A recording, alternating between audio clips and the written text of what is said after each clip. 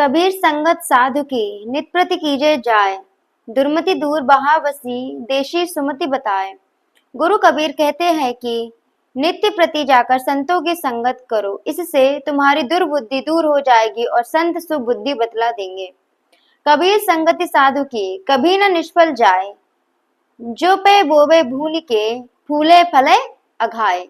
संतों की संगत कभी निष्फल नहीं जाती। यदि भून कर बीज बोवे तो भी खेती अधिक फूलती फलती है और अघाकर फल खाने को मिलता है। भाव, संतों को जो कुछ खिलाया जाता है भून या पकाकर ही, परंतु इस पुण्य के फल में जीव के लोक परलोक दोनों बदलते हैं।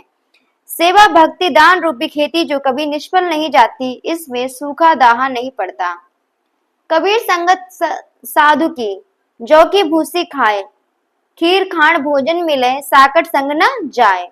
संतों की संगत में जौ की भूसी खाना अच्छा है, खीर और मिष्ठान आदि का भोजन मिले तो भी साकट के संग में नहीं जाना चाहिए। कबीर संगत साधु की जीव गंधी की बास, जो कुछ गंदी दे नहीं तो भी बास सुवास। संतों की संगत इतर बेचने वाले की संगत के समान है। इतर बेचने वाला चाहे कुछ न दे तो भी उसके पास जाने पर सुगंधी मिलती है। इसी प्रकार संत चाहे कुछ ना बोले, परंतु उनके पास जाकर उनके दर्शन स्मरण मात्र से मन पवित्र होता है। कबीर संगति साधु की निष्फल कभी ना होए, होसी चंदन वासना नीम न कहसी कोय। संतों की संगत कभी निष्फल नहीं होती। मले गिर की सुगंधी उड़कर लगने से नीम भी चंदन हो जाता है, फिर उसे कभी कोई नीम नहीं कहता। कबीर संगति साधु की जो करे जाने कोय, सकल बिरज चंदन भये बांस न चंदन होए। संतों की संगत जो करता है वही उनके गुण को जानता है।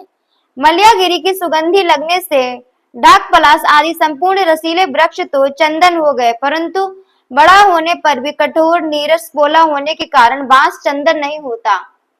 भाव, विनम्र भक्ति युक्त तो सत्संग से सुधर जाते, परंतु वर्ण विद्या आदि में श्रेष्ठ होने पर भी अभिमानी लोग नहीं सुधरते। एक घड़ी आधी में पुण्य आध। कबीर संगत साधु की कटे कोटि अपराध। एक घड़ी आधी घड़ी तथा चौथाई घड़ी ही संतों की संगत करने से मन के करोड़ों दोष मिट जाते हैं।